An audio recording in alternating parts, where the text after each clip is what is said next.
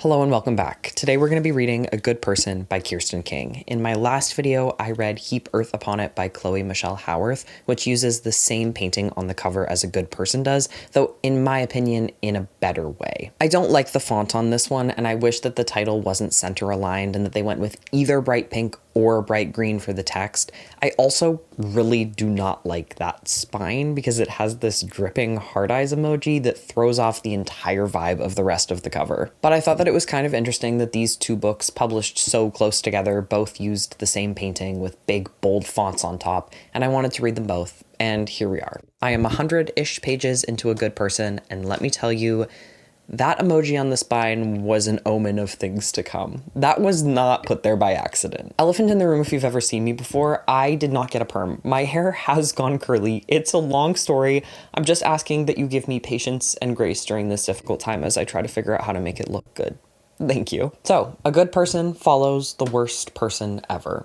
Lillian, which if you watched my last video is kind of funny because there's a character in that one named Lillian too. So this Lillian in this book has just turned 29. My cat is right beside me and he's rubbing his little whiskers on my elbow and it tickles so fucking bad. She's working a marketing job with a millennial boss who wears colorful, funky outfits, always matched with the perfect pair of Crocs, and who's like set up a ring toss game that no one has ever touched, but is, at the end of the day, a boss in the corporate world, except with almost more of a guilt-trippy attitude because her and her employees are closer to peers in all the ways that don't really matter in their relationship. And Lillian is trying, desperately, to tie down the man that she is sleeping with.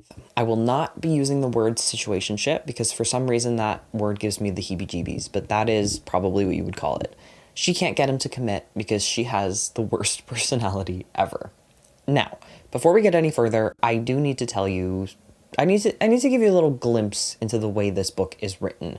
It's very specific, a very specific way. What I would call that is horrific, half self-aware millennial humor that's trying to be real and raw and cut through the inauthenticity of the social media age and also rebel against the older generation's insistence on respectability by being crass and gross and honest. Except it's not honest. Like, it too is cultivating a certain aesthetic, even if it's an aesthetic that's one that's fighting against aesthetics. It too is a performance of authenticity. What that looks like is I'm at work in my Forever 21 sweater and I'm throwing up in the handicapped bathroom where we all shit because I'm hungover after a night with my boyfriend, not boyfriend, who couldn't find my clit. Do you understand the kind of writing that I'm talking about? I feel like if you know, you know, and if you don't, I am so sorry to be the first to bring it to your attention. It is a lot of these extremely surface level observations about real things that we all recognize but are too perfect to admit. It's just lacking in any sort of unique insight or thoughtfulness while positioning itself as being above all the noise. It is the best way I could describe it, it's very BuzzFeed adjacent. So as we go through, I just need you to keep in mind that what I'm relaying to you is written in that very specific style and tone, and it is absolutely grating. But also, weirdly enough, as much as I personally hate it and have always kind of hated it, there is something kind of fun here. You kind of just have to take a step back and let it all wash over you. You have to forgive it in A Good Person. The book begins with Lillian telling a story from her childhood where she was on a class trip to the zoo. The two girls sitting in front of her on the bus were the two worst things that a young girl could be in Lillian's eyes. They were popular and they were very close friends. And one of them, Melanie, blames her fart on Lillian, and Lillian spends the entire rest of the trip behind her, wishing for terrible things to come her way, until at the gorilla enclosure, Melanie leaned too far over the railing, which as adult Lillian is sure to emphasize to us, you were not supposed to do, there's a sign, and child Lillian pushed her. The teacher managed to grab Melanie's arm and stop her from falling to her death, but everyone saw Lillian push her. What Lillian would like to frame this story as is telling us that she is an outsider, that she's always looking in from the outside. She's rejected for not being the perfect kind of girl and broken by her lack of close friendships. But what it's really telling us about Lillian is about her capacity for violence and the ease with which she tries to take control of a narrative both for the reader and in her own mind. Pushing Melanie was a joke. It wasn't meant to hurt her. Of course it wasn't meant to hurt her. If Melanie had died, it would have further alienated Lillian from her classmates, so she never would have done it because of that. It was just an impulse that she had no control over. And Melanie wasn't following the rules of the zoo and needed to be taught a lesson. It was for the greater good. If she did it, then it was to help. But she didn't do it. Almost 20 years later, Lillian is the exact same person as she was in this brief story. Like I said, she's working at this marketing company with a boss who wears funky outfits and organizes team bonding activities where she gets all of the women of color to stand in the front of the picture that they all take for Instagram. And while I think this is another one of those moments masquerading as being insightful and also masquerading as commenting on racism, but I will get to that a little bit later, she does say that the Instagram posts made the company look like an ad for a diverse college campus that had no fat people, and I did think that that was kind of funny. It's Lillian's 29th birthday, and they celebrate with a cake, and then with her boss asking her to create the slide deck for a pitch to a potential client where she will make no commission if it succeeds or even be recognized, but where all of the blame will fall on her shoulders if it fails. The pitch is to a TikTok influencer with millions of followers called the Wellness Witch, who is just like a spirituality grifter. You know the type. She sells spells and crystals and classes and shit. She says she can get her followers whatever they want through her teachings and manifestations, and whatever other nonsense can become a product that can make her the most money. Work is the first setting that we see Lillian in other than the zoo, but it's not the most important thing in her life. The most important thing in her life, by far, is Henry, the man that she is seeing.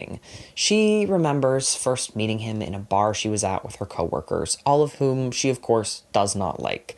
As she wanted us to think from the zoo story, she's on the outside looking in. But really with her coworkers, she's looking down on them from above. Lillian thinks that she is better than absolutely every woman that she ever encounters, and when she feels threatened, she frantically looks for any and every aspect of their being to tear apart, and even decides things, hallucinates things about them to internally mock and feel better than. So she's at the bar, none of these women are her friends, they're all acquaintances at best, and she's drinking way more than she should be during a work outing. She is always drinking way more than she should be in any given scenario, and she sees this guy at the bar working on his laptop. Anytime she would go to get a drink, she would flirt with him a little bit. She was very forward, again, quite drunk, fully do you want to buy me this drink? Okay, thanks, bye. And then at the end of the night, she just took his phone off the counter and put her number in it. And that started a sexual relationship that is the only thing she cares about in her life. It is decidedly not a relationship. But if there's one purpose to Lillian's life, if there is one thing that she is trying to do, it's make Henry her boyfriend. Everything she does is perfectly calculated to make her seem desirable to him. She is so unbelievably desperate, and she is also very desperate to not appear desperate. And it's all so heterosexual, because this is all for the most mid man of all time. He does absolutely no planning anytime they meet up. He just texts her for sex every once in a while when he's in the mood. Even then, he's always late for everything. He's married to his work doing something stupid in finance, and he is constantly distracted by that. His sense of fashion is abysmal at best, and he truly doesn't care if she lives or dies. That night, she wants to see him, but she doesn't want him to think that she doesn't have friends to spend her birthday with, which she doesn't. So she doesn't tell him it's her birthday, and they meet up at her place, always at her place. And the chapter that follows is one very typical of a millennial fiction debut, which is a detailed sex scene that is not erotic and not meant to be. It's meant to be real and relatable and a little bit quirky. It's meant to uncover the awkward parts of sex that no one has ever talked about before. He doesn't do anything for her. She doesn't feel like her boobs are big enough. He finishes in 30 seconds. You get the picture. He goes to leave her apartment almost immediately after they're done, but she wants him to spend the night, and she's feeling quite panicked about it, and she blurts out that it's her birthday, and he's like, "What? Didn't you have plans?" And then she has to make something up about an early dinner with her friends, and he's a bit distressed that he didn't know, so he goes into the living room and rummages around and comes back with a Yankee candle. It has to tell you the brand name. It's gotta date itself with references.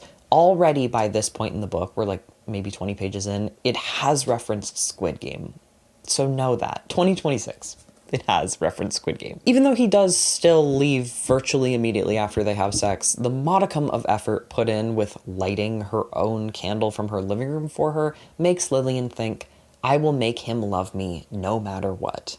It then takes 6 days for him to reach out to her again after her birthday, and she thinks about how a guidance counselor once told her that she was attracted to emotionally distant men because she grew up without a father. She makes it clear to us that counseling was not her choice, that the university mandated it after a boy she was into wrongfully accused her of stalking him.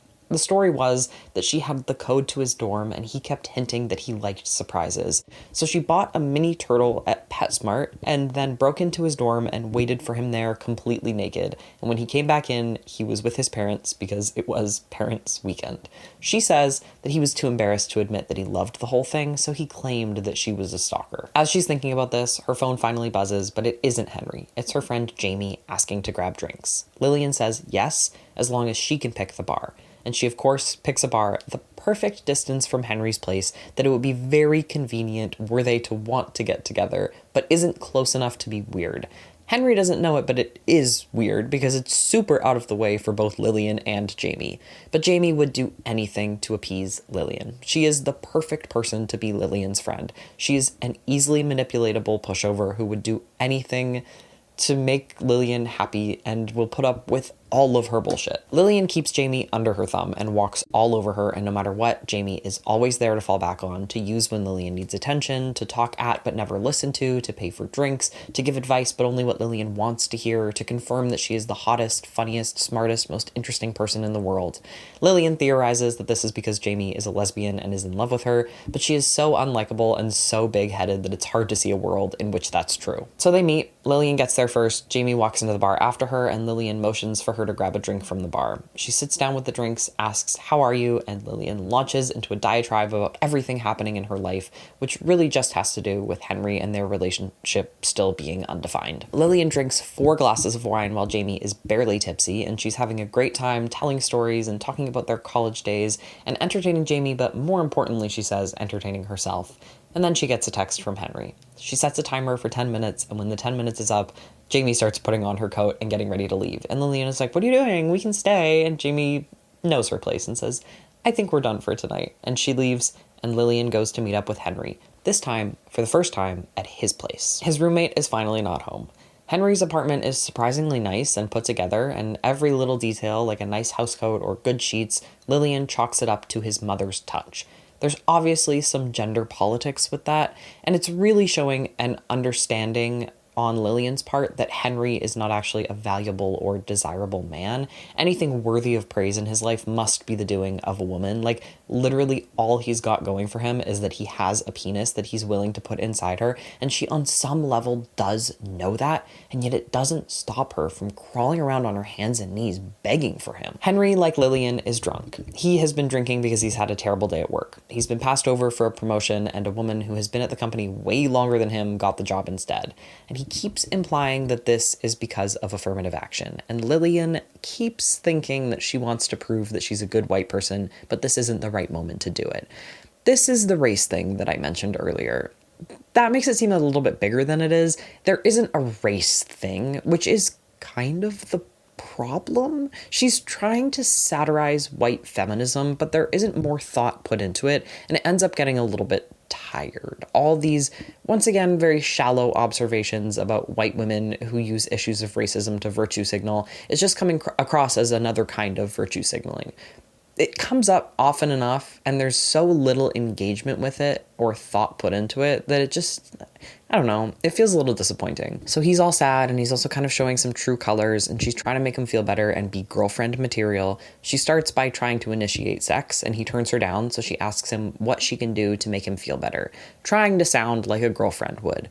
But she's 4 glasses of wine in, and I think also a couple of whiskeys, and it ends up sounding very sexual. Or at least that's how Henry takes it. Because he just looks straight down, and she's like, "All right, whatever, I guess I'll suck him off." Afterward, he sweeps her off her feet, and he carries her to the bedroom where he proceeds to assault her, objectively and unequivocally, though she understandably doesn't want to frame it that way or see it like that for herself. She makes so many excuses for him. He just didn't hear her. He was having a bad day. When she wakes up in the morning, she blames herself, and then she thinks, it doesn't even matter. What matters is that I'm waking up in the morning beside my handsome boyfriend. These are some of her more recognizably human moments. Everything else in the book just feels like a Dan Henschel character. It's so almost a familiar kind of person, but pushed to the absolute limit. So bordering on self-aware and intelligent, but just not quite understanding that other people have interiors and are more than just vessels for you to get what you need from them, or to viciously hate to make yourself feel more important. Henry smiles at her, and he tells her that he could get used to waking up beside her. And then he kisses her and pushes her head down to his crotch. And then she lingers in his apartment while he very unsubtly tries to get her to leave. Finally, he says, "We need to talk. I am not looking for a relationship." And Lillian is stunned into silence. She thought that this "we need to talk" was going to be him asking her to be his girlfriend. He literally just said, "I could get used to waking up next to you." With how desperate she is, you expect begging. You expect her to get down on her fucking hands and knees. But there's something about Lillian that we saw briefly and in a slightly different way earlier when she blurts out that it's her birthday. And that's that when she's caught off guard and feels abandoned, her first instinct is to lose her filter and lash out.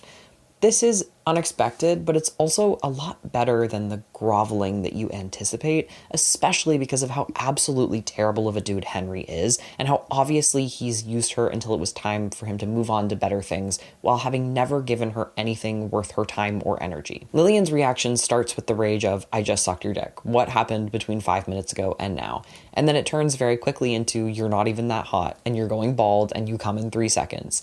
And he says she's being a bitch, and she says, "What? You can't call me that. That's abusive." She tells him that she isn't on the pill, and if she's pregnant, she's keeping the baby, and there is nothing he can do about it, which really strikes fear into his heart. And then she uses the accusation of racism that she's been holding in as her mic drop gets the last word moment, and she leaves his place for good. She calls in sick the next day and spends every waking moment drinking her sorrows away. Jamie texts her again and again, endlessly patient and forgiving at how terrible Lillian is to her. Lillian, in a lot of ways, treats Jamie the same way that Henry treated her, like something to be used up and discarded. Jamie's desperation for Lillian is useful when it's useful and extremely annoying when it's not. She doesn't want to tell her mom or Jamie, the two people that she really talks to in her life, about the breakup, lest she speak it into existence and make it real. So instead, she drinks 3 martinis and decides that she needs to go to Henry's place. She cannot get into his apartment, and she doesn't even totally know what she would do if she succeeded, but she does try her hardest anyway. And when it fails, and she hears a car door slam out front, she panics and needs to do something, so she pulls down her pants and she pisses on the doormat and then books it out of there. 4 days of missed work and lots of drinking later, she gets an email from her boss gently reminding her about the meeting with the wellness witch the next day. Lillian pulls up her half-finished slide deck and adds a slide that says questions and then submits it. The next day, she brings a mug of wine onto the train and then into work. Mug on the train really gets me. I care way less that it's filled with wine, though that is absurd. She sips her wine while her boss is standing over her, talking to her and telling her that they're just gonna keep it informal because her slides sucked so hard. The wellness witch has everybody absolutely enthralled in the meeting, spouting her well-rehearsed, charismatic bullshit about being able to get you whatever it is you desire. And Lillian, forever above everyone else, spends the whole time thinking about how it's all nonsense from someone who is essentially a cult leader, until the wellness witch makes sustained eye contact with her when she says that she can help get back the man who broke your heart. And all of a sudden, Lillian is like, no, actually she does have powers. She has some sort of intuition. Or she recognizes me as someone who, like her, has abilities that no one else has.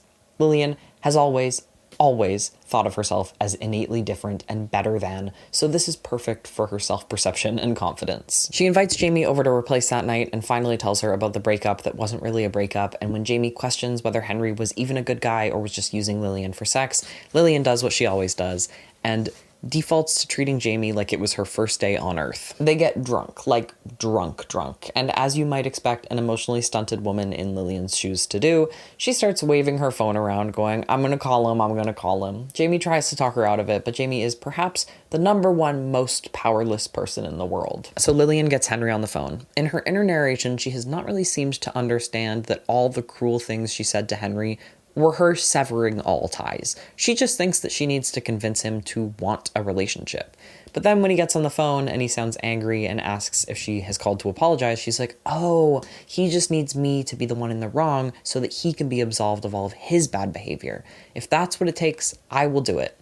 So she apologizes for everything she said and assures him that she's on the pill, even though she's not, but she thinks she basically is because she's diagnosed herself as infertile. And he says, all right, well, that's good to hear. Thank you. Goodbye. But she needs to keep him on the phone. She's trying to convince him to take her back, not as a girlfriend if he's not ready for that, but as something, as just having sex like they were before.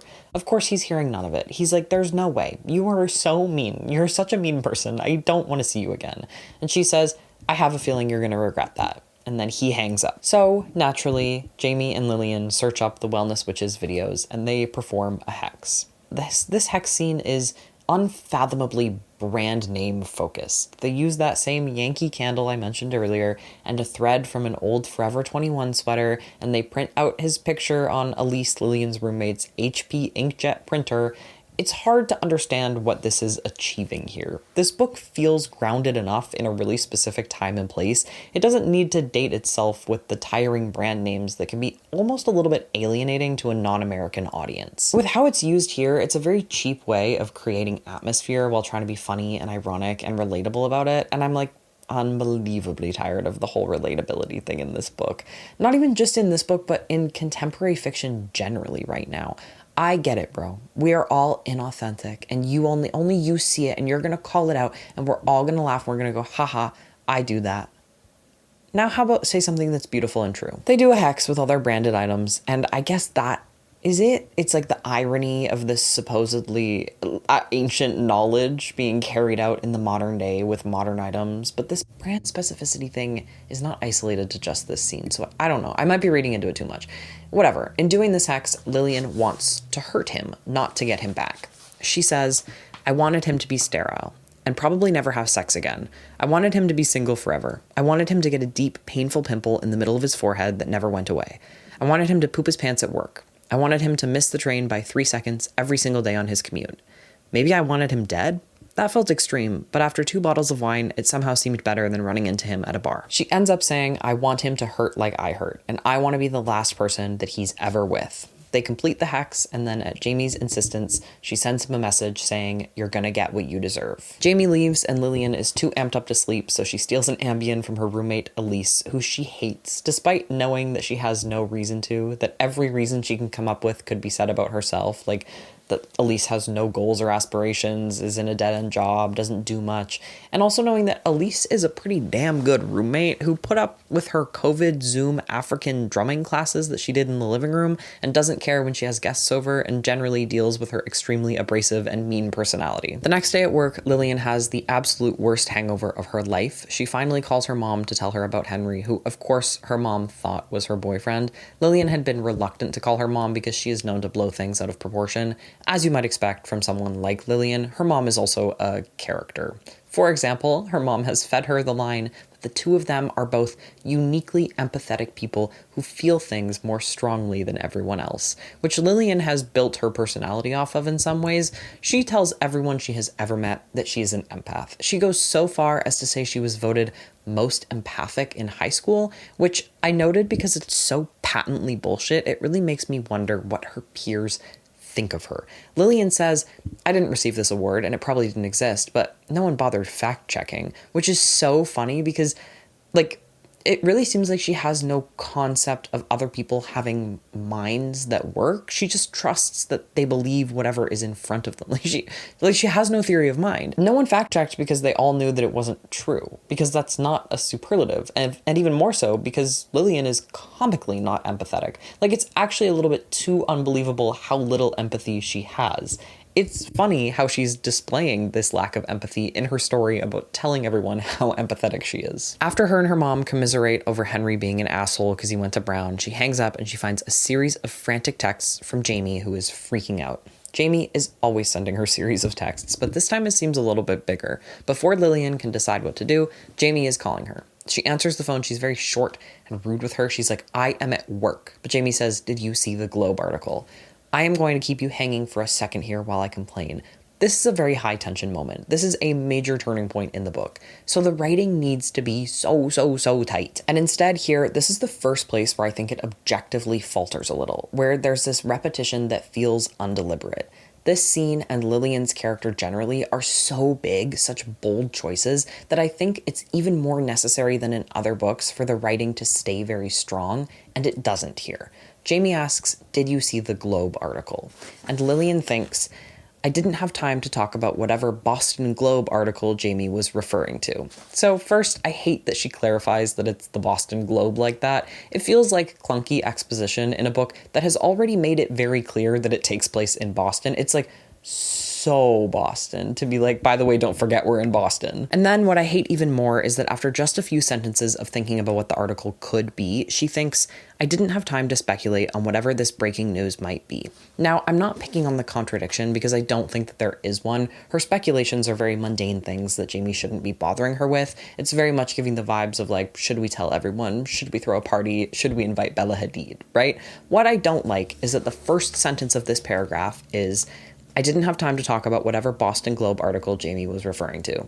And the last sentence of this paragraph is, I didn't have time to speculate on whatever this breaking news might be. They both start the exact same way, and they both express very similar, if not the same sentiments. I think that's clunky, and I think this is a terrible place for clunky writing, because this is the moment where we learn that Henry has died. He has been stabbed 4 times outside of a bar the night before. Once Lillian has Googled it to confirm and then thrown up on her work patio's fake grass, she cuts Jamie off by saying, my boyfriend is dead, daring her to correct it, which Jamie doesn't, though she does leave a long pause. What Jamie is more concerned about is the idea that the two of them might have done this through their hex. But Lillian, though a little uncertainly, says, no way. There's absolutely no way. We were just messing around. And then she goes back to work where she gets to be the grieving widow, essentially. And this is awesome for her required levels of attention. Don't get me wrong, Lillian is shocked, but she is not grieving, even though there is a relationship to grieve. And there is a man who she knew who is now dead at like 29. And there are a lot of potential feelings to be had about that anyone would understand, whether or not he actually was her boyfriend or if they were actually together at the time. But she is really not feeling any of those feelings. She is capitalizing off of the attention. And it's awesome to see her creating narratives and rewriting the story in real time here. She does it instantly and easily. My boyfriend died. She tells everyone, my boyfriend died. One of her coworkers says something about how her dog died recently, and this is another of many moments where it feels like the author thinks she's noticing something for the first time, but it's all so surface level and so unimaginative, but it's framed as like a cutting observation that we're all gonna say, oh, haha, I know someone who has done that too. I just need like a way deeper and more insightful engagement with human behavior than this, which I know is so difficult, and I know I personally couldn't do it, but a book is not succeeding at getting to the core of the social world of humans by scraping the surface like this, and it ends up feeling so empty and also like kind of outdated. A large part of my issue with this book so far is that I just often don't like a humor book. Here, there's an interesting plot, there's an interesting character, though I do have a creeping sense that she's gonna get real old real quick. But what the book wants to do more than anything is be funny and relatable and quirky. And that is at the cost of literally everything else. And it's more often than not my sense of humor. So it is really falling flat for me there. There have been a couple of moments that got me, the college campus with no fat people, though I think that the crass, graphic, sexual humor is overdone. I did kind of love this part where she's like, my clit has been bulging out of my pants since I got off the train. That is new. I feel like that's a new one for me, and it made me laugh. But overall, I am mostly rolling my eyes. My own personal taste in writing style does not align with this book, and yet there is something still so compelling about it. It's so easy to pick up and just fly through 50 pages. The pacing is incredible, and the writing is really easy to read, and it's so fun to get caught up in Lillian's head because there is something so unbelievably wrong with her. My favorite part has been all of the little details that she throws in about her own behavior and how casually she throws them in, and how she's obviously already gone through the work of justifying them to herself, even when she recognizes that they are terrible. I want so badly to see her through someone else's eyes because I think she comes across as even more unhinged and volatile and unpredictable than she does in her own narration, which is very. That is where I'm at right now. Henry is dead, and she maybe killed him with a hex. I will be back in another 100 pages or so for an update. I will see you then. Bye. All right, so this book sure is something. It's nothing if not entertaining, and for all its issues, it is extremely entertaining. So after Henry's death, Lillian learns that Henry was not, as he had told her many times, off of social media. His private Instagram account was not, as he had told her many times, deactivated and out of use. His sister Amelia had made it public in the wake of his death to try to use it to raise awareness and find justice over what happened to him. He didn't use it regularly, and he posted like a man, infrequent sunsets and landscapes, and every once in a while him with a beer in his hand, but then also a photo of the back of a woman's head. which Lillian sees and thinks, that doesn't look like the back of Amelia's head. So she clicks on the photo and she sees that someone named Nora is tagged. Nora's feed is absolutely filled with photos of her and Henry. They were in a long-term relationship, like 10 years long-term relationship. A relationship that was still very much going on at the time of his death. And Lillian instantly hates Nora. She hates everything about Nora. Nora is everything that she's not. She's the girl that you take home to mom. She's the clean-edged, well-kempt, comfortably wealthy, educated woman with blonde hair and bright floral dresses and gel manicures.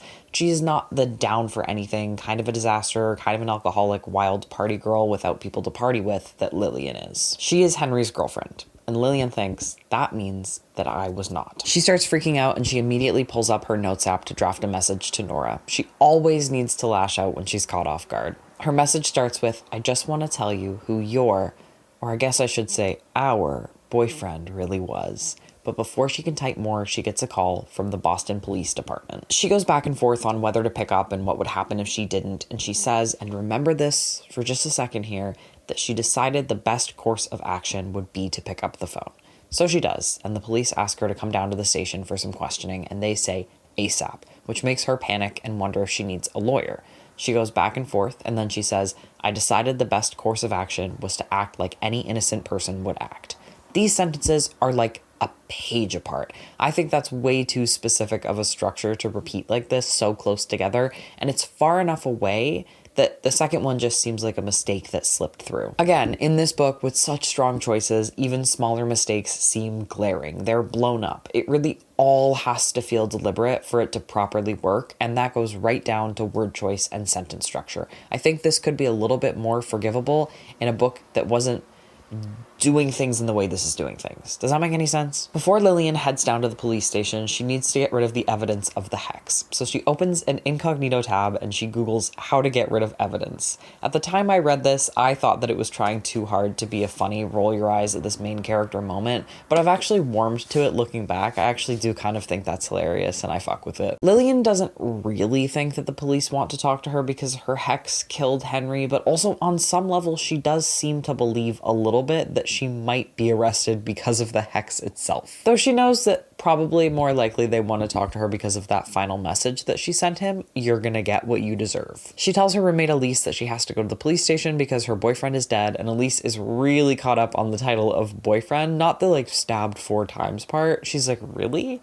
That guy? I thought you two were just doing it. Like, when did you make it official? And Lillian is like, have some fucking respect. I have a funeral to plan. And Elise is like, you're planning the funeral? And Lily has to be like, well, I'm helping. She's very good at digging herself into holes, and it is entertaining. She just asks Elise that if the police contact her to please confirm that they were both home all night together on the night that he died. And Elise is like, yeah, like I can do that, but I do sleep with earplugs and a white noise machine. And Lily is like, holy shit, dude, I'm grieving. And Elise goes, sorry, yeah, of course, I'll tell the police that you were here. Then Lillian calls Jamie and she says that Jamie seems a little bit excited that this experience has trauma bonded them.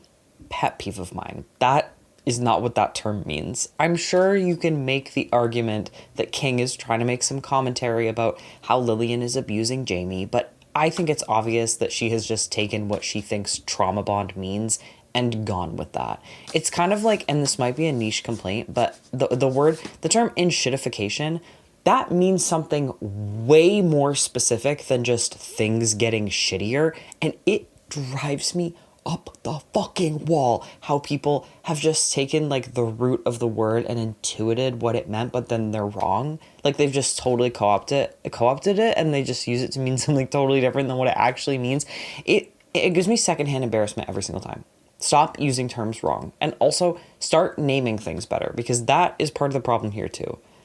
I really had to get that off my chest. Thank you for listening to me. Anyway, I'm sorry. Jamie and Lillian have trauma bonded. Kiss my fucking ass. Shut up. I hate you. The moment that I read in a contemporary fiction book someone say, like, this is my new meal hyperfixation to talk about, like, a dinner that they're making recently, it's over. I'm only reading classics from there on out. Now I'm just making up things to get mad at. Lillian is telling Jamie not to mention the hex. Not because it did anything, don't worry, it didn't do anything, but because it makes her look a little bit unhinged, a little bit motivated. And Jamie, of course, will do whatever Lillian says. At the police station, she's interviewed by a butch lesbian who she wants bad, but in a way that's more overt sexualization than how she thinks of the men that she's interested in. This is definitely on purpose and definitely consistent with Lillian's character. It's the more almost subtle commentary that I wish we got to see a little bit more of in this book. How this woman is interested in being with other women, but only if it's like hot and steamy and casual, when all she really wants is a real defined relationship with the worst man ever. I don't know, I feel like there's something there. I feel like there's a real person in that, and I wish that we dug a little bit deeper into other things in the way it does with this. With subtlety and not a hammer over your head. This next part is kind of hard to recall. She wants the detective to know that she swings that way, so she hits play on a Muna song and pretends not to notice, and the detective is like, is that your phone? And Lillian goes, oops, totally is. I didn't even hear that. And the detective says, are you hard of hearing? Because that would be important to know for the interview. They start the interview. Lillian gives her name and also her star sign, and the detective is like, okay, I did not ask for that. We're gonna need to start again. I love it. I love that she's kind of this like crazy, over-the-top, overblown, absolute ditz of a character. It's like such intense side character energy. I feel like, when do we ever get to see this exaggerated satire in first person like this? It's fun. And I love seeing a straight man butch lesbian react to her. She tells the detective that she didn't know about Nora and Henry, but that of course she was sad that her boyfriend was cheating on her, are her exact words. She relays the story of that night and learning about his death the following morning, and she says, I was so shocked I threw up at work. It's probably still on the fake grass out there. Thinking that they would go and test it to confirm that she was appropriately upset at her partner's death, and the detective goes, what? The detective is, of course, off-put by her and tells her not to leave the area or it will be considered as a refusal to cooperate. But it doesn't seem like she's suspect number one or anything. She is the other woman, though, and she is being weird as hell about it. She is told that there are a lot of homeless people in the area, and it's kind of known for violence around there, so it seems likely it was a random attack and they might not get closure. Her takeaway here is that she needs to get a lawyer. So she calls up Jamie and they meet, of course, at the bar, and she decides that she should get to drink the entire bottle of wine to herself that she makes Jamie order, and then she complains at length about how she can't afford a lawyer, even though she has $10,000 saved. She says she can't let her savings go below 10K because she grew up poor and she starts feeling crazy if there's not 5 digits in there. So instead, she pushes and pushes until Jamie tentatively offers to cover the lawyer costs and visibly deflates when Lillian says, that would be great, thanks. But she still obeys Lillian's insistence that she write her credit card information down in Lillian's notes app, and Lillian thinks this is a good lesson for her. Don't extend a kindness that you aren't prepared to give. Then Jamie asks if Lillian had spoken to his family at all, and Lillian knows that Jamie has found out about the whole long-term girlfriend situation, so she opens the floor to try to get Jamie to shit-talk Nora's appearance with her. But Jamie doesn't really take the bait, and instead hands Lillian's phone with Nora's Instagram page open back to Lillian, and Lillian goes, don't you think I'm prettier than her? And then a page or so later, Lillian tries to bring up Nora's appearance again, and the book says Jamie studied her a little harder, but Jamie has already given the phone back.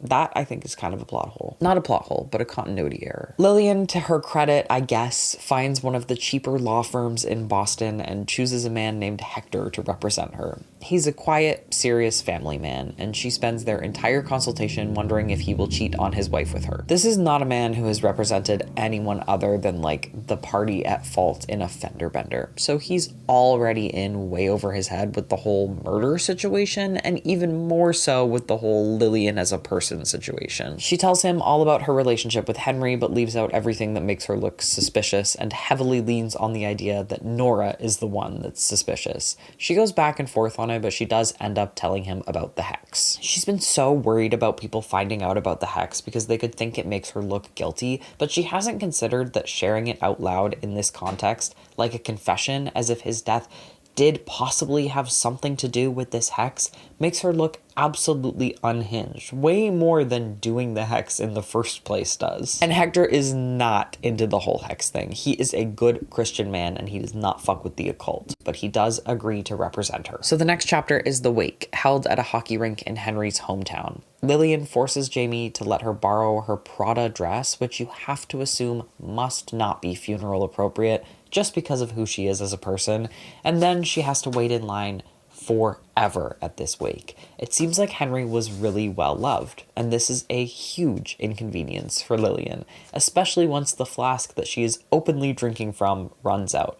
So, thinking that she has more right to the grief that she hasn't even felt than anyone else in this parking lot, she shoves her way to the front. In the line, she was thinking that maybe he had given her a UTI, and she was kind of like, "Aw, it's the last living part of him inside me." And then when she decides that she shouldn't have to wait less than a page later, she's like, "I'm literally carrying his UTI. I should be at the front with his family." And I'll always love that rewriting the narrative mental gymnastics and seeing it on the page for us. She has such a loose grasp on both the truth and reality. At the front, there's a gap where Nora should be, which disappoints Lillian, who has of course not come here to get closure or pay her respects, but rather to see Nora up close and judge her for any tiny detail. She was hoping to find greasy hair and big pores and unflattering angles that you wouldn't see on Instagram. Amelia, his sister, is there and gives Lillian a long, hard look and asks how she knew Henry, to which she says volunteering, and then she scampers away to the bathroom.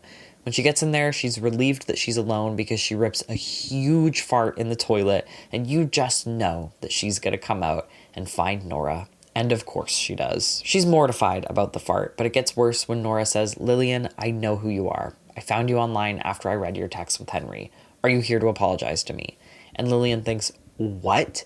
She wants me to apologize for something that Henry, and by proxy, she, did to me? There is not even a mild sense of irony or mental justification here. She really just believes that to be the truth. She says, "I have nothing to apologize for. I didn't do anything wrong." And Nora says, "I know he played his part, but I can't exactly confront him. And you were extremely aggressive in pursuing him.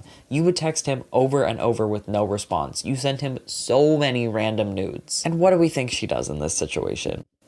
She lashes out. She says, "He was in love with me. He told me I was the best he ever had and that he was going to leave you." And Nora says, "So you did know about me?"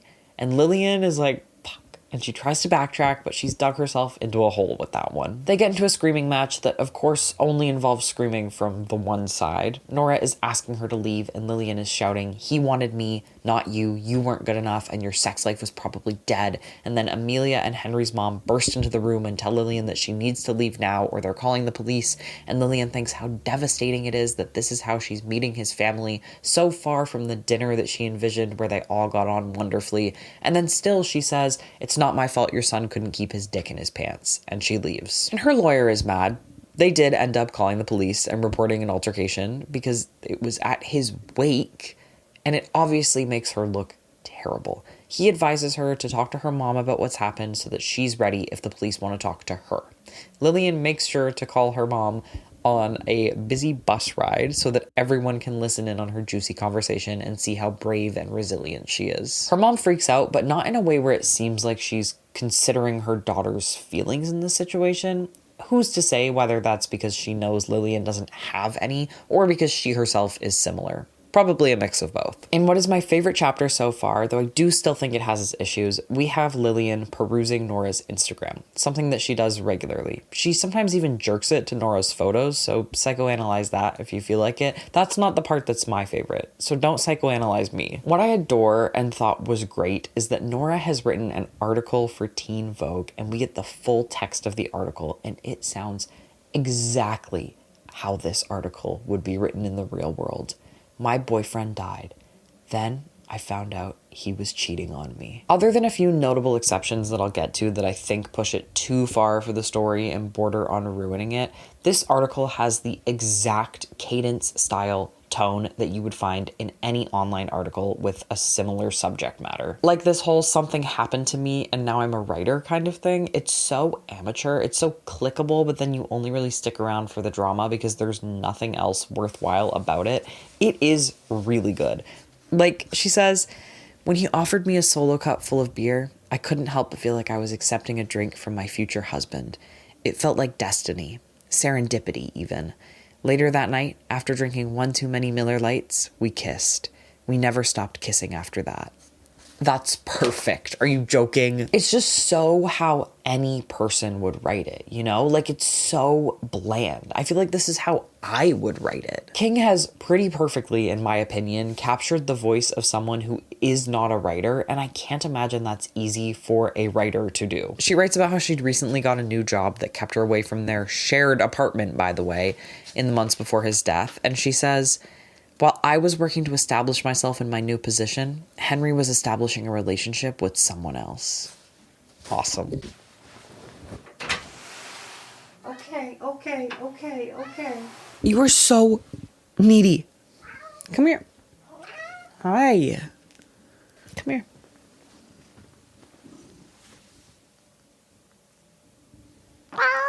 Thank you. Most of this article is about what happened at the wake. It's kind of an expose of Lillian, though she does change her name to Jane, and I think this is the best line. It became very clear that Jane came to Henry's wake with one intention and one intention only, to hurt me. And spoiler alert, she succeeded. Come on. That's so accurate. That is so fucking accurate. Spoiler alert when it doesn't even make sense to say spoiler alert to bring a little bit of levity and honesty, the confessional tone while remaining so surface level and removed, the blandness giving every reader the opportunity to feel like they're putting themselves in her shoes without actually having to confront any real emotions that would be unfathomable to someone not actively going through the same thing. It's perfect. It's perfect. But it does go a bit too far in two places. First, she includes the fart of it all, and then she goes, it's okay that she farted. Everyone farts. Let's not fault her for that, smiley face. And then there's the Taylor Swift stuff. This is meant to be satire. This is ironic. I understand that, and that's not what I take issue with.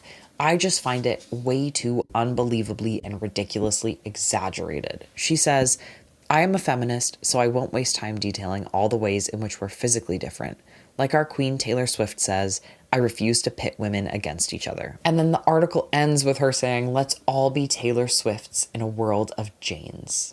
It's just too much. I think it's just too much. Now, I know these two things are conveying the same message, that Nora is not a sweet, perfect angel, that Nora also creates narratives, that Nora also wants to be seen in a certain way, but she can't help but make these little comments that she knows are mean-spirited, but then quickly cover them up with niceties and fake girl power bullshit. But it's so unsubtle that it kind of destroys the rest of it. It's working so hard to show us this side of Nora that it undermines the accuracy of the rest of the article. It becomes about the article within the story rather than as its own thing, as a feat of writing, which does make sense, of course, but overall I think it takes away more than it adds. And the realism is really what's carrying this. Like, don't betray it with this heavy-handedness, you know? There's also like a little continuity error here that I just have to point out because I'm like that as a person. Nora writes that she had spent countless hours watching Henry's games at this hockey rink where his wake was held, except Amelia had said in her Instagram post announcing the wake that Henry had played here up until college, and Nora and Henry met in college. So that's wrong. Lillian is enraged to be slandered like this, to have her behavior exposed for what it was, cruel and unusual. So she chugs her wine, she logs into her secret Instagram account, and she starts a tirade of increasingly hateful comments on Nora's post, including, anyone else thinking it? Nora totally killed him, and justice for Jane. She goes over to the Teen Vogue site, she leaves a ton of troll comments there, and then Jamie calls her to ask if she's seen the article, and Lillian invites her over. Jamie brings a bottle of vodka and says she was gonna pick up wine, but she needs to save money for the lawyer fees, and then she gives Lillian this pathetic, pleading look, and Lillian thinks, as if Rihanna will release new music before I pay Jamie back. And I know that there's probably, it's like so hard to say that. I know there's probably a certain subset of people who would find that knee-slappingly hilarious in the big year of 2026, but I am simply not one of them. That joke is hitting 5 years late at minimum. Lillian and Jamie, to whose surprise, end up getting shit-faced, and Lillian decides to kiss Jamie kind of just to feel something. At this point, you do believe Lillian's theory that Jamie is in love with her because that has to be what's wrong with Jamie. Why else would she be like this? Lillian is the worst person ever. So Jamie does accept the kiss. And then we get another extraordinarily outdated joke. I roam around in her mouth like Nicolas Cage searching for the Declaration of Independence. Are you serious? Is Kirsten King stuck on a pre-2020 version of the internet? Did she die during COVID and write this from the past? They have a pretty awkward makeout session. Jamie pulls back to ask what Lillian is doing and says, I didn't think you liked me like that. And Lillian's like, yeah, no, sure, I do. Let's keep kissing, how about? And they do. And then Elise walks into the apartment. They are in the living room. Elise stands there, stares at them, and then says, I'm moving out. And Lillian goes, are you homophobic? Elise is like, no, dude, I'm just weirded out about what happened with your boyfriend and you don't respect me and I'm tired of it. And then Lillian gets worried that being on Elise's bad side will mean that she tells the police that she was wearing earplugs the night of the murder. So she swallows her pride and she says, if that's what you want, I respect your wishes. And both Jamie and Elise look at her like she has two heads. Elise backs away slowly, and once she's gone, Jamie asks hopefully if Lillian wants to go to the bedroom, but Lillian just slumps back down and says, I'm tired. After 2 weeks away, her bereavement days are up, and the next day Lillian heads back into the office, but not to the fanfare that she's expecting. Her coworkers are icy and uncaring, and they brush off her return, and you think, yeah, they've put the pieces together with that Teen Vogue article. But then when her boss, who by the way is wearing a checkerboard dress that makes Lillian think, is she wearing black in solidarity with me? That's tacky. Her boss calls her into the office to talk. It's a totally different problem. She had taken a sleeping pill and gotten drunk and sent a series of inappropriate DMs to the Wellness Witch's Instagram account. She had asked for a spell to make her a full lesbian, a spell for constipation. She asked if the Wellness Witch wanted to meet up for coffee, and then started saying that actually it was all bullshit anyway, that she's just a cult leader, but that Lillian would join the cult. Winky face. All of it near incomprehensible drunken gibberish. When presented with this, Lillian thinks, oh yeah, I forgot I did that, and then makes a mental note to remove where she works from her Instagram bio. Lillian apologizes and she says that she's going through a lot right now, and her boss is like, yeah, about that. Some of the other women in the office did connect you to a recent article, and that you were the other woman who accosted Henry's girlfriend at his wake. So they're not super happy with you right now. Lillian's like, that article was full of lies. That woman attacked me and she hasn't even been ruled out as a suspect yet. And her boss says, I don't want to speculate, but you sound a bit drunk right now. And Lillian thinks, there's no way I'm still drunk from last night. And I only had like one big glass of wine before I showed up this morning, nothing substantial. She is being gently fired. They are accommodating her needs by putting her in a kind of probation where she is no longer client facing and will work from home inputting data into Excel spreadsheets. We learn here that she makes almost $90,000 a year, and we had just learned that she spends $1,100 a month on rent. You can afford the fucking lawyer fees. You can afford the lawyer fees and to keep your savings over the 10K threshold that you arbitrarily set for yourself. By the way, on that, she has gotten to the habit of calling Hector to update him with every little thing. And he is regularly reminding her that these daily phone calls are billable hours. But she's using him almost like a therapist or a life coach.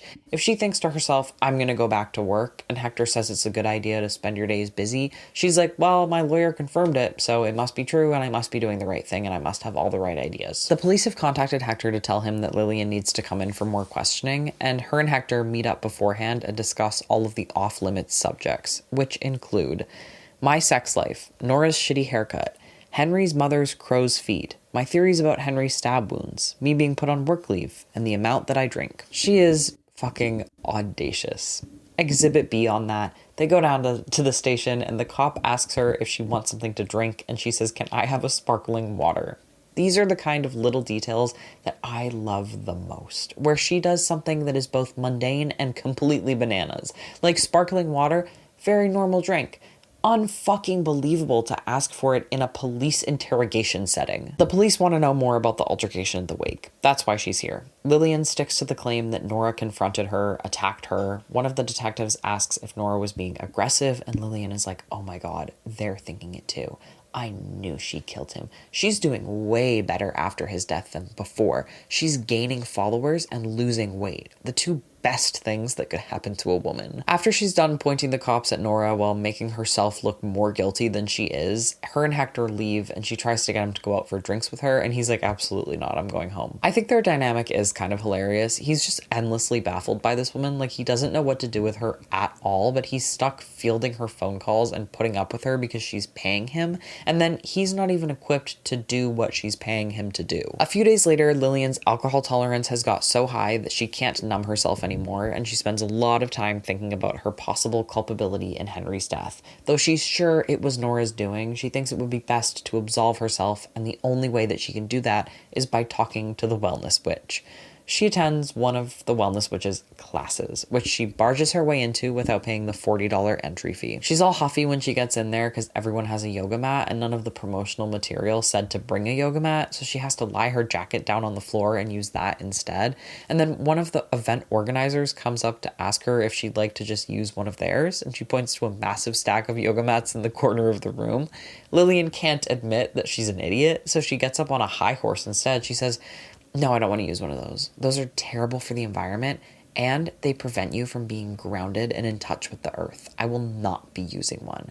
And then she watches as the organizer goes back to her own mat, stares at it for a long time, and then moves over to the floor instead. Being a morally bankrupt grifter is kind of the ideal job for her. I think she just doesn't really have the charisma to pull it off. But like, this group of highly manipulable, vulnerable people is like exactly what she needs and exactly who she surrounds herself with. The wellness witch, who is named Becca, which is a name I did not throw you earlier because I didn't think it would be important, but I'm telling you now because I'm tired of saying the wellness witch. Becca is doing a sound bath, and she's not very good at it, but Lillian, probably drunk because when is she not, falls asleep and wakes up at the end knowing that she was snoring loud as fuck, with Becca standing over her. Becca does not recognize her, and Lillian asks if they can talk. They sit down, Becca scoots like a little bit farther away, and Lillian asks how real the spells are. And she's like, "I'm not talking to reporters." And Lillian says, "No, it's just for me and my own personal peace of mind. I need to know specifically if the hexes work." And Becca laughs and is like, "Why? Do you break someone's legs or something?" But her face drops when Lillian stays silent and she gets really freaked out at this seriousness. My cat is fucking biting my arm. Why? Why? He's kicking me. Right now, he wants me to hold my arm at his body so that he can gnaw on my knit sweater, and he will not let me go, and when I try to leave, he attacks me. There's like a little bit of an altercation where Lillian gets too loud and too aggressive too quickly, trying to get Becca to admit that it's all lies, which she does, at least for the hexes, and then she realizes where she knows Lillian from, and she's like, "Holy shit, did you hex me?" And Lillian's like, "You're not the most important person in the world, you know. I hexed someone else." And Becca backs away a little frightened and says, "Don't message me again." In the next chapter, Lillian talks about how she's waiting for a message from her boss, scolding her for her interaction with the wellness witch. She is so far removed from reality that she thinks that this borderline harassment of this woman is going to be met with a slap on the wrist.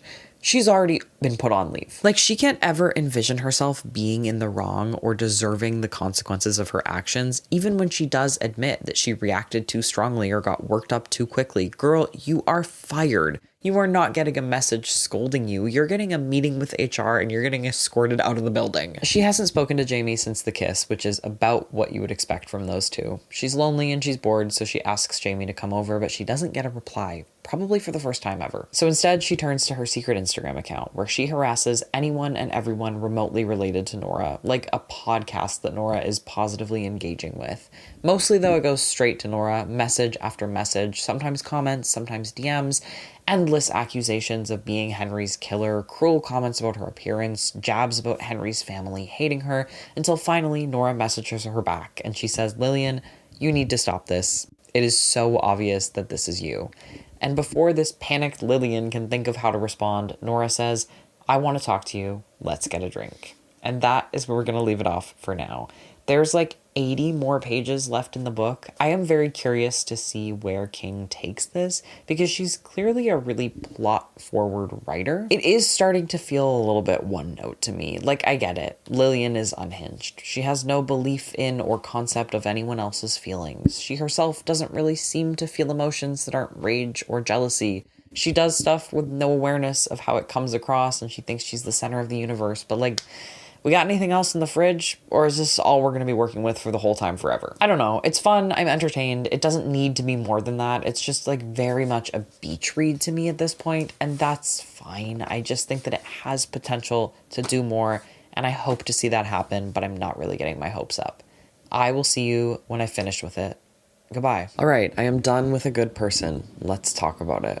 Plot-wise, it certainly didn't fizzle out at the end, and I didn't expect it to, but I'm kind of unsure how I feel about some of the reveals that happened. I know that half of you are going to be like, I knew it, and the other half are going to be like, huh? So we left off with Nora asking to meet up with Lillian through Lillian's troll account. Lillian had made sure that she could pick the place to meet with Nora, and she chose the bar that inspired the sitcom Cheers, which she assures me is important to anyone who lives in Boston, that it's akin to choosing to eat dinner at a strip club. They start by getting mad at each other for their online behavior. Lillian has been full-on harassing her, and Nora wrote an article where she anonymized Lillian and didn't show her in the best light. But then she does seem genuinely remorseful when Lillian claims, falsely, that this article got her fired from her job. Fully, it did not. She hasn't even been fired yet, though that is obviously coming. But Nora has not called her here for a confrontation or to hash things out. She wants to interview Lillian and write about it. Anonymously, of course. She admits that she wrote the Teen Vogue article to hurt her, but that she's been reached out to by so many women that she feels they have something important that they can say here. Lillian imagines what Nora would write, and again, it's so perfectly accurate. My ex's mistress ordered a Guinness and drank it steadily, eyes fixed on me. I had so many questions to ask her. The first was, why? Like, tell me that is not so familiar to you. It's perfect. Absolutely perfect. They have a pretty interesting and like kind of hard to summarize conversation. Lillian has not agreed to an interview. They're just talking. It's like a very unique dynamic, and I do think that King put a lot of thought into it. These two women who absolutely hate each other, but also have some similar qualities. Nora isn't Lillian. No one is, but she is honest and self-aware enough to see some of herself in Lillian's behaviors, and she's willing to bring herself down to relate to her. They have both been totally fucked over by the same guy. And their conversation isn't solely little jabs and snarky comments. Lillian asks her questions about Henry and about how she feels, and Nora is very transparent with her. But it's also not some unrealistic power of female friendship bullshit where they learn they have more in common than they do different, and they share their experience of the same man and it brings them closer, and then they throw away all hurt feelings and become the best of friends. That does not happen. Though Lillian does almost start to wish for that when Nora invites her over to their place, the place that she shared with Henry, and Lillian starts thinking about being invited over regularly for drinks and to watch shitty reality TV shows and whatever other fantasy of closeness with another woman that she has. Being in this space now, she realizes how Henry had hidden everything of Nora's when she was over, which I'm glad they addressed because it was kind of insane that his place was a believable bachelor pad. He had literally thrown his pinkish orange couch cushions into the room that he said was his roommate's. The two of them get drunk. Nora promises not to share anything Lillian says in any future writing, and Lillian decides to believe her. So they trade stories about this shitty dude. At one point, she does fully kiss Nora because Lillian thinks that absolutely everyone is in love with her or on their way to being in love with her, and Nora is like, I'm good, actually. No, thank you. She also asks Nora point blank where she was on the night that Henry died, and Nora says, I was out for drinks with my friends, and my phone location confirmed it. I have been completely ruled out. And this kind of ends their night. Nora's like, whatever, I'm going to bed. And Lillian goes to get an Uber, but Nora says, if you're drunk, you can just sleep here. And then she goes into the bedroom and she falls asleep with her makeup on and the door open. And Lillian takes great glee that she's fallen asleep with her makeup on. She at least goes to rinse her face, and she thinks about the pimples that Nora will have the next morning. And then she goes back and forth about sleeping in bed with Nora or on the couch. Of course, always doing the strangest, most presumptuous thing, Lillian gets into the bed, and Nora wakes up and says, I meant that you could sleep on the couch. But then she's like, whatever, it's fine, just sleep here. And Lillian cuddles up against her back and throws her arm over Nora, and they sleep like that until they're woken the next morning at like 7 a.m.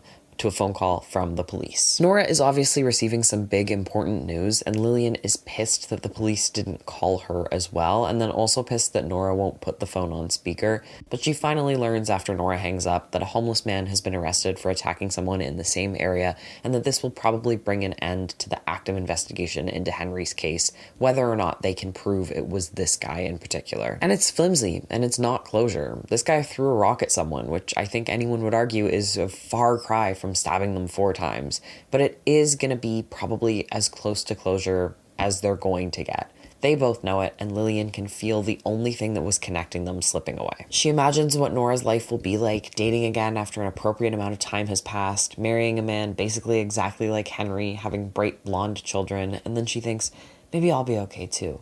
I'll meet a guy with his own apartment and we'll get married after 3 years of dating, and I'll inherit a large sum of money from my father's estate, and my husband and I will buy a house, and then when we're in our mid-40s, we'll have sex with a younger woman, and afterwards, he'll tell me that he likes me a lot better and I'm way hotter than her. What she knows for certain is that when she leaves this apartment, it will be for the last time. So she lingers awkwardly, with Nora making it no secret that she wants Lillian to leave. But to be nice, she asks Lillian if she wants breakfast, and they sit down together, and Lillian blurts out the question, "Was he nice to you?" And Nora says, "No, not all the time." And Lillian tells her what Henry did. And Nora says, "He did that to me too once in college." And they just sit with that. And then they finish their coffees, and Lillian puts her shoes on to go, and she says, "Maybe we could do this again?"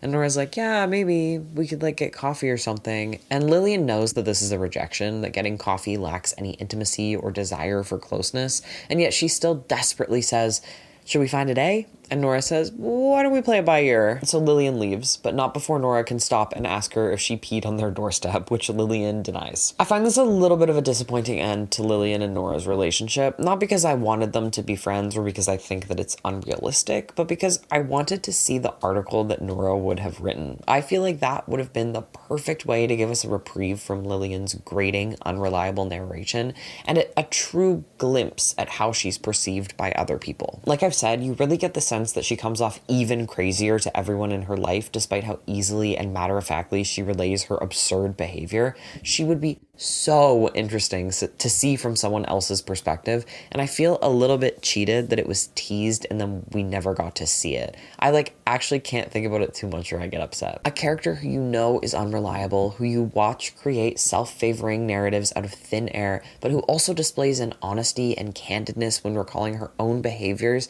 a lack of self-awareness that lets her just say the insane shit that she does without thought or care, because how could it be that bad? It's her doing it after all, and she would never do anything wrong. That character, seen from a rational, sane point of view, showing us that she's even worse than we thought possible, I yearn for it. I fucking love that. After she's left Nora's place, Hector calls her and she goes to his office where he tells her the news about the arrest of the homeless man and how that's pretty much case closed and she won't be needing his services anymore.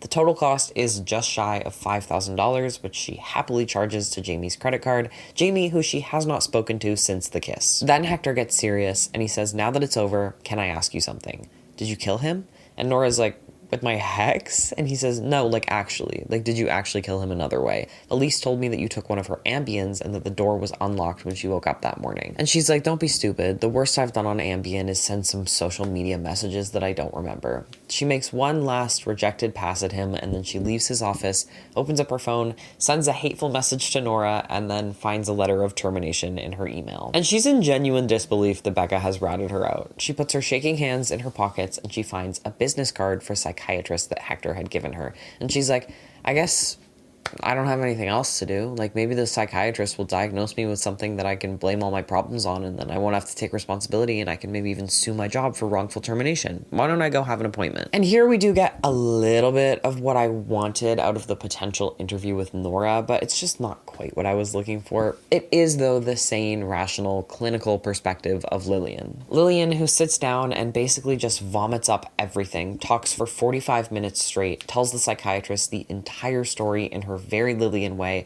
while the psychiatrist furiously scribbles notes. And when she finishes, she breathlessly asks, "Am I one of your more interesting clients?" And the psychiatrist is like, "You want to know if I find you interesting?"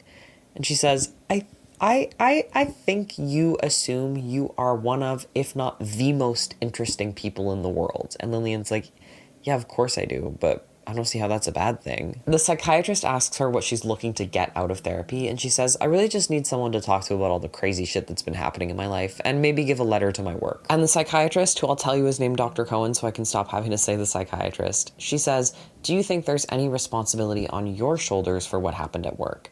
And Lillian does not, of course, think this, but she does say she feels a little bit bad about the hex. Dr. Cohen says, "It's interesting that that's the only part of your story that you feel remorse about. If we work together, I want to see you taking responsibility, not just because you're suspicious that you might have supernatural powers.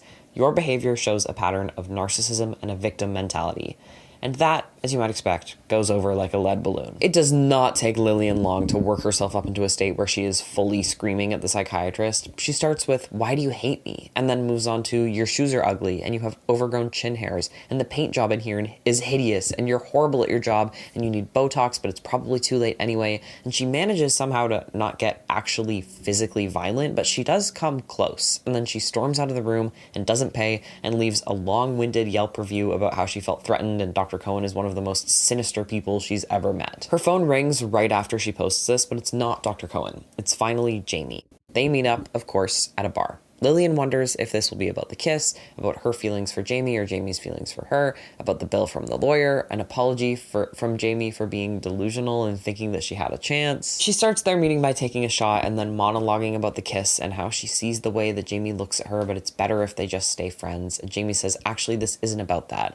And it's not about the lawyer either. I saw the charge for that, but I also saw some other charges. Is my credit card linked to your Uber account?" Lillian thinks back and she remembers a time when she used Jamie's card to call her an Uber after her phone died at Lillian's apartment, which is so funny because not even you couldn't have even covered one Uber ride because of course she wouldn't, but you didn't have a charger that she could borrow.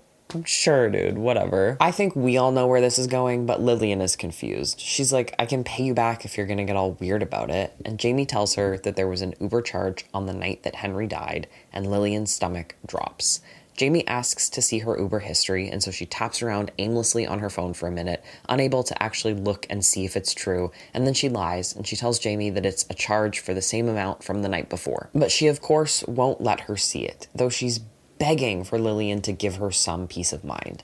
Lillian's like, "You don't need to worry about it anyway. They made an arrest." And Jamie gets up to go, and Lillian says, "Aren't we gonna hang out?" And Jamie just says, "I'll see you later, Lillian." And once she's left, heart racing, Lillian opens up her Uber app and she sees exactly what she, at this point, knows she's going to see. At 2 a.m., after Jamie had left and she had taken the Ambien, a ride from her house to the bar near Henry's apartment, where he died. Over the next few days, she drinks everything that she has in her apartment. She researches crimes committed on Ambien and its effect on memory. She imagines what her life in prison will look like, and then she decides to go to her mom's house, where her mom refuses to hear the confession that Lillian tries to give. It's less of a confession and more of a "I'm worried about what I might have done" thing. Her mom just says, "That's enough," and then gives her sage to burn in her apartment. And so she takes the train back home, and on it she falls asleep.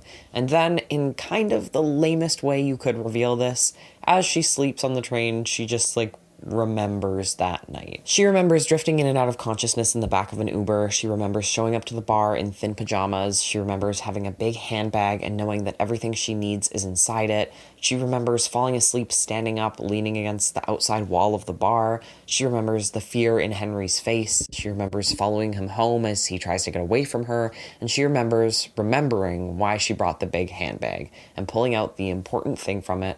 And then she remembers the force that it took to stab through flesh. She goes home and she frantically sages her apartment to the point that it's like a health hazard and she can hardly see a foot in front of her face. And she tries to convince herself that she's just created this memory, that she would never have done it.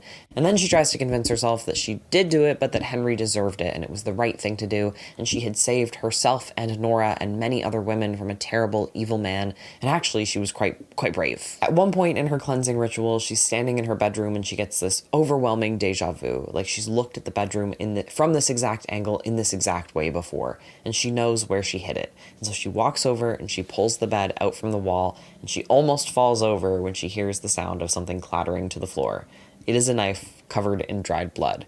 She takes it to the bathroom to wash it off, and she sees the toilet and remembers that she hid her bloodstained clothes in the tank. I really wish it was something with more intrigue than just she all of a sudden remembered what happened.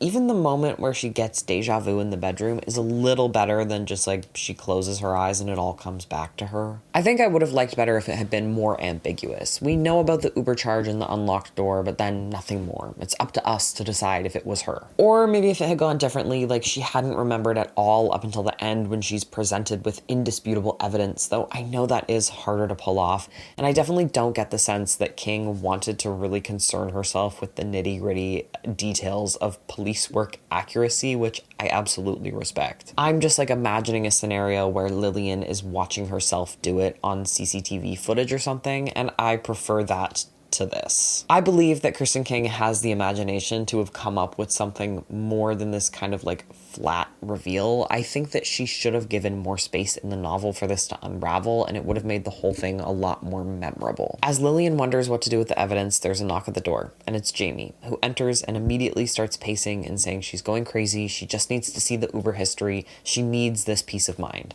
Lillian makes up excuses. I deleted the app, I can't even show you. So Jamie asks point blank if she killed him, and Lillian says, oh, come on. And then she starts thinking about if she could trust Jamie with this information, if Jamie could love her after knowing it, if they could even maybe fall in love and have a happily ever after. And then she's like, no, Jamie will just end up disappointing me like everyone else. And so she steps between Jamie and the door, and she asks if she can make her a drink. And I guess it's kind of up to you to decide whether or not she kills Jamie. That's how I took it, that she knows she has nothing left to lose and she'll never get Jamie's love and attention and goodwill back. But that is the end of A Good Person by Kirsten King. I felt both nothing and very strongly about this book. I'm like simultaneously indifferent, but also I hated it, but also I loved it. I think it's a pretty good debut. There's a lot about it that is not my taste, but I can recognize a well enough crafted story, and I think in a lot of ways this is one. The biggest thing I have to ask though is what is going on here outside of Lillian's character and the plot that she gets herself into.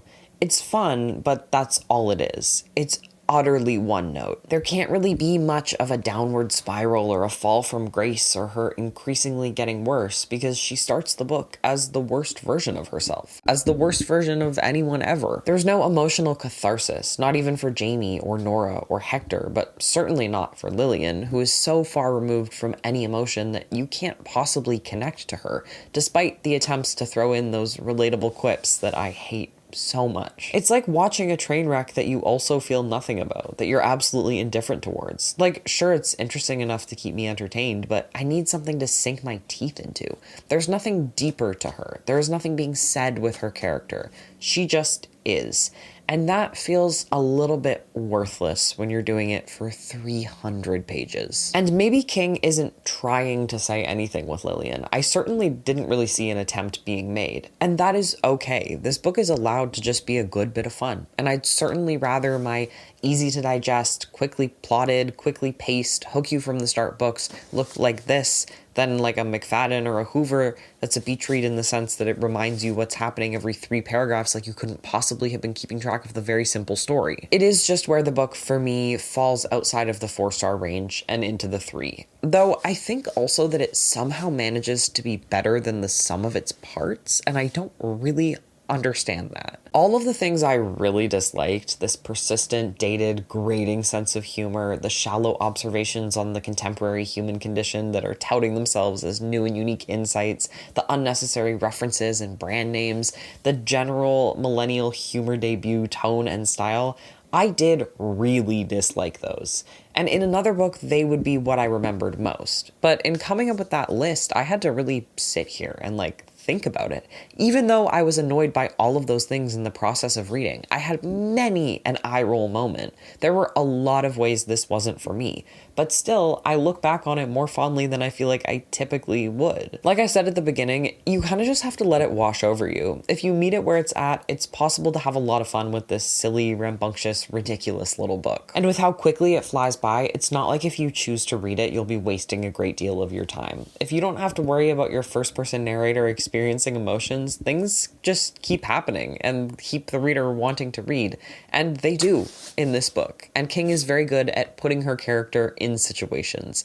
And while all this book is an insanely unhinged character being in situations, it still remains pretty fun and interesting throughout. I just wish it was saying something about anything. I wish it had quite literally any substance. I thought there would be some commentary on wealth, and I feel like it was set up in the beginning with Lillian almost talking about how growing up poor affected her, and then the class difference between her and Henry, and then her refusal to understand herself as no longer poor, while acting poor only when it suited her narrative or needs, and then spending the rest of the time throwing away her money. It just didn't really ever take that anywhere. There was a parallel that I liked with the emotionally exploitative nature of her relationship with Henry, with her as the victim, and then the way she would turn around and treat her friend Jamie in the exact same way. I think it showed to some degree the level level of intimacy didn't actually matter all that much in terms of the emotional abuse and how it was carried out. Sometimes it was as subtle as a hammer, but I think it worked regardless. I have issues with the ending and the pacing of the ending and the way things were revealed, but I won't get into that too much here for the 4 people who are watching this section and don't want spoilers. I'm doing it for you, baby. I get you. I also don't want spoilers. And honestly, if I really wanted to read a book, I wouldn't even trust a YouTuber who says this part is spoiler free. Like, I would not trust them to not spoil it, so I feel honored that you're here. While A Good Person and Heap Earth Upon It do use the same painting on their covers, they are strikingly different in tone, style, subject matter, and skill, which, to be fair, one is a debut and the other is not. It's interesting that 2 books can be so utterly and completely different and share very similar covers. And at the end of the day, my main takeaway is that I wish that the title on A Good Person wasn't center aligned, and it will never not bother me. Thank you for watching. Goodbye.